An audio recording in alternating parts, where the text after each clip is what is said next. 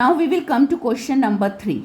In question number 3 of this 13A exercise only, in minus 5 p square q cube r power 4, write down the coefficients of, आपको एक monomial term already given है and you have to find its coefficients आपने find करने हैं, पर literal और numerical नहीं करने.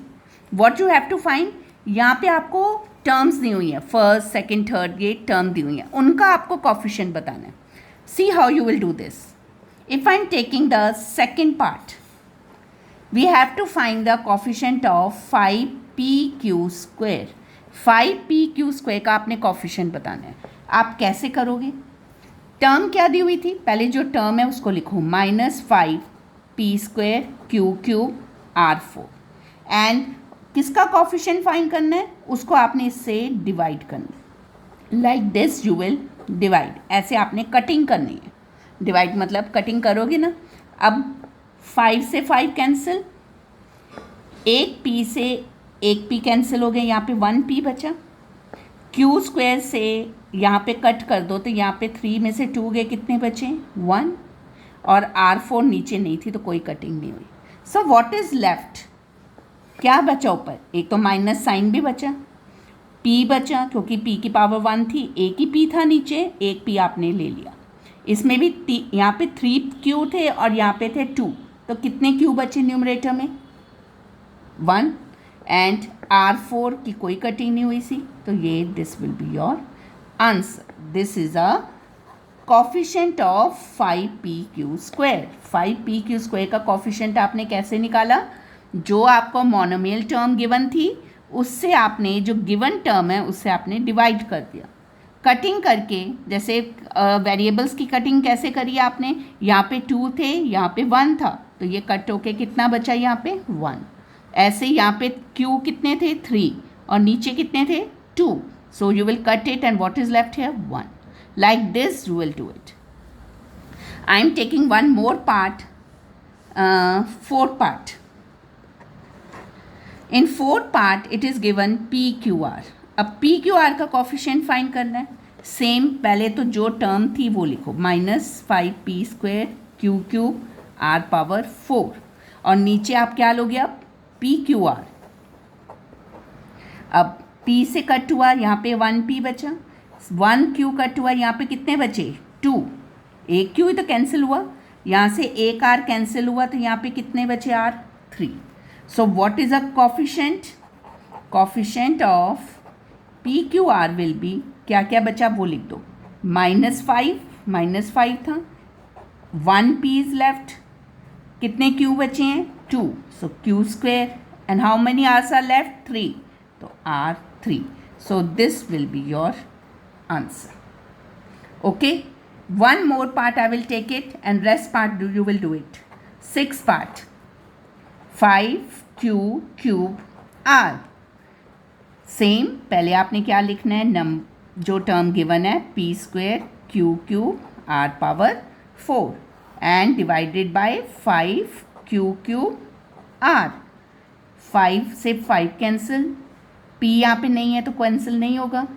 q 3 है, यहाँ पे भी q 3 है, ये पूरा कैंसिल हो गया, कुछ भी नहीं बचा. 1 r is cancel, what is left? 3.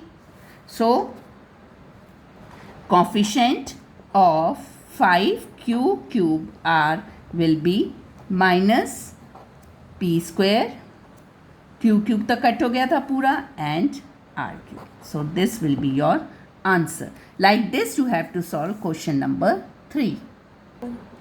Now come to the question number 4. Identify like terms. Now first we will know what is like terms and what is unlike terms. ये दो टर्म्स पता होनी चाहिए. What is like terms? Like terms whose variables with their powers are same.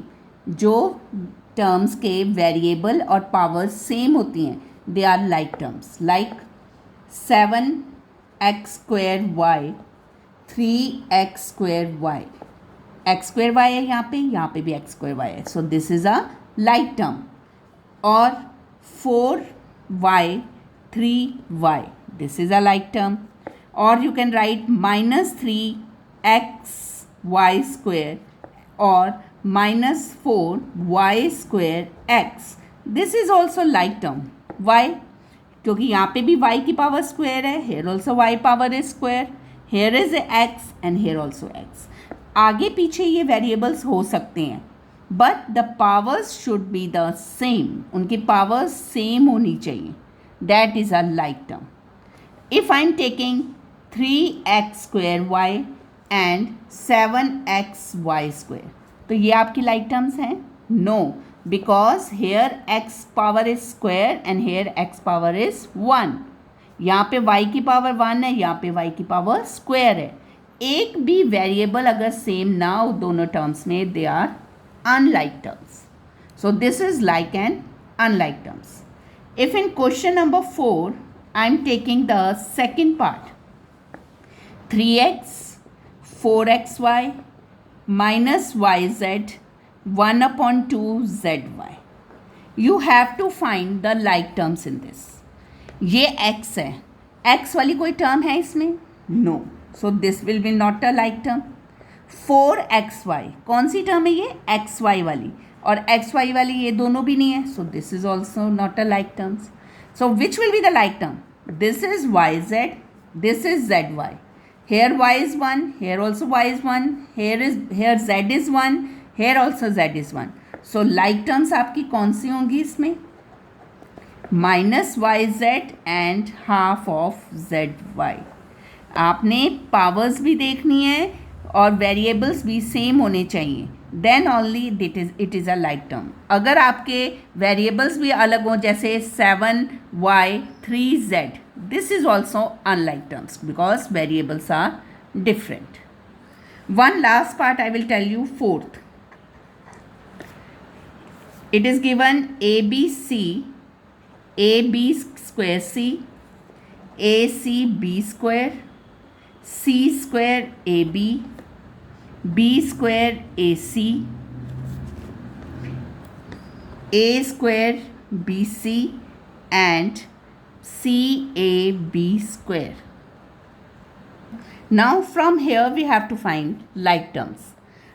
In first term it is given abc. बाकी में आप देखोगे सब में पावर 2 है, पर इसमें पावर 2 नहीं है. तो ये तो एक टर्म है जो बिल्कुल अलग है, इसको तो आप लोगे नहीं. Next part you will see here a is 1, b की पावर भी 2 है और c की. ऐसी टर्म देखो जहाँ पे a की पावर क्या हो 1, b की पावर क्या हो 2 और c की पावर क्या हो 1. That term you have to find. एक तो आपकी यही होगी, हेयर a की पावर क्या है 1, c की भी 1, b की 2. So this is also a like term. Here c की पावर आ गई 2, which you will not take it, क्योंकि हमें c की पावर क्या चाहिए 1. Further here b power is 2, वही आपको चाहिए थी, a की पावर 1, c की power 1. So this is also like term. Here a power given 2, पर a की पावर 2 तो हमें चाहिए ही नहीं है, तो this is not a like term. Last part c power 1, वो भी हमें चाहिए, a की पावर 1 भी चाहिए और b की पावर क्या चाहिए 2. So these 4 are like term. Jumbled है, a b c है, कईयों में a c b है, b a c है, but their powers are same. a की पावर सब में 1 है, b की पावर सब में 2 है और c की पावर सब में 1 है. So this is a like term. So आपने नीचे लिखना है लाइक टर्म्स कौन सी होंगी.